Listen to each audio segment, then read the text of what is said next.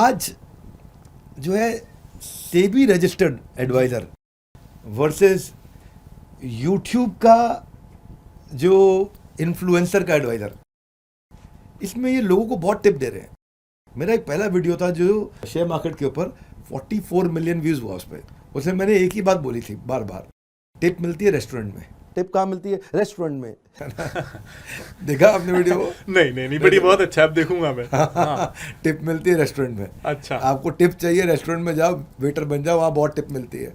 आप वहाँ 1000 रुपये को खाना खा के जाएगा, 100 रुपये का टिप दे देगा आपको। तो टिप रेस्टोरेंट में मिलती है।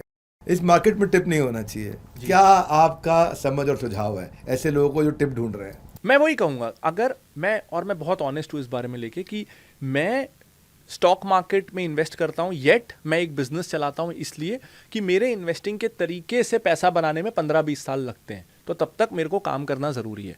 लेकिन अगर कोई भी ऐसा इंसान है जो आपको टिप दे सकता है और जल्दी अमीर बना सकता है, तो वो खुद ही को दे दे।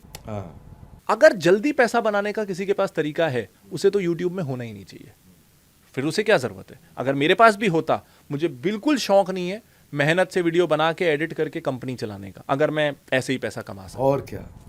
तो इसलिए लॉजिकली मुझे वो लोग सही नहीं लगते जो ऐसा करते हैं। ठीक बात है। अगर आपको कोई फाइनेंस रिलेटेड डाउट होते हैं वैसे जी प्रांजल भाई जी, आप किसके पास जाते हो? आप किससे पूछते हो? आपका एडवाइजर कौन है? मेरी टीम में मेरे से ज़्यादा क्वालिफाइड लोग हैं, क्योंकि मैं थोड़ा बिजी हो जाता हूँ कंटेंट में भी, एंटरप्रेन्योरशिप में भी, तो रिसर्च का मुझे पर्सनली उतना टाइम नहीं लगता। तो उसके लिए सेबी गाइडलाइंस भी हैं कि आपको क्वालिफाइड लोग रखने हैं, तो वो लोग मेरे से ज़्यादा क्वालिफाइड हैं। तो अब मेरा काम आसान हो गया है। मैं rather than doing the dirty work on my own, मैं उनसे बोल देता हूँ ये बता दो ना मुझे, तो अब इट्स ईजी। मान लीजिए कोई यंग लड़का देख रहा है, अब सुनते हैं हम पैसा ही पैसे को बनाता है, पैसा ही पैसे को खींचता है, पैसा ही पैसे से पैसा बना करके देगा हमारे को।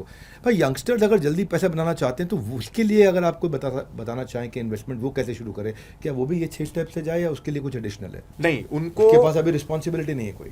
उनके लिए ये 6 स्टेप है ही नहीं, उनके लिए एक स्टेप 0 है कि जब आप स्टूडेंट हो या आप करियर शुरू ही कर रहे हो, तो मेरा ऐसा मानना है कि आप निवेश क्या करोगे? जो आप बचाओगे। आप बचाओगे क्या? जो आप कमाओगे।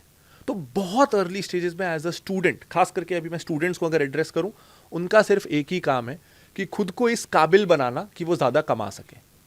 कि किसी की सैलरी 1 लाख है और किसी की सैलरी 40,000 है, तो आपको ये कोशिश करना है पहले मैं लाख पे पहुंचूं तो सही, अपने आप में 10,000 ज़्यादा इन्वेस्ट कर पाऊंगा। तो कई बार मैं स्टूडेंट्स को देखता हूं कि दिन भर स्क्रीन के सामने ट्रेडिंग करके, F&O करके, पॉकेट मनी घर वालों ने दिया 5,000, वो कभी उनका 5 का 8,000 हो गया और वो बहुत खुश हो गए।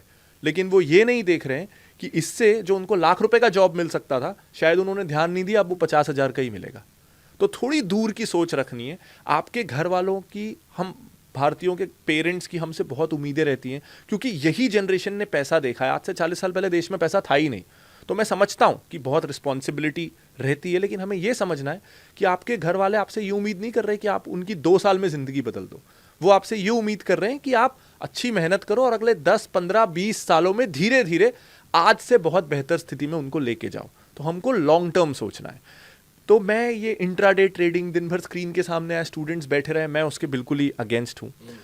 मैं इस चीज़ का फिर भी मैं कहता हूँ कि स्टूडेंट्स को थोड़ा बहुत स्टॉक मार्केट देखते रहना चाहिए। इसलिए नहीं कि पैसा कमाना है, इसलिए कि जब एज अ स्टूडेंट आप अपने जो पिज्ज़ा पार्टी या बर्थडे पार्टी जो सेलिब्रेट करते हो, वो पैसा जब आप छोड़ के स्टॉक मार्केट में लगाते हो, तो आई थिंक लॉन्ग टर्म के लिए, इन्वेस्टिंग के लिए, तो आई थिंक एक बहुत बड़ा बेनिफिट होता है कि जब आप 2 साल 3 साल ये करते हो, आप कभी ऑटोमोबाइल इंडस्ट्री के बारे में पढ़ रहे हो, कभी एविएशन, कभी हॉस्पिटैलिटी, कभी फार्मा, तो जब आप 3-4 साल पढ़ते हो स्टॉक मार्केट को, पढ़ने के लिए, पैसा कमाने के लिए नहीं, सीखने के लिए, तो आप ओवर 3, 4, 5 ईयर्स एक स्मार्टर और ज़्यादा इंटेलिजेंट इंसान बन जाते हो, बिकॉज आपको हैबिट आ जाती है कॉम्प्लेक्स बिजनेस मॉडल्स को एनालाइज करते हैं।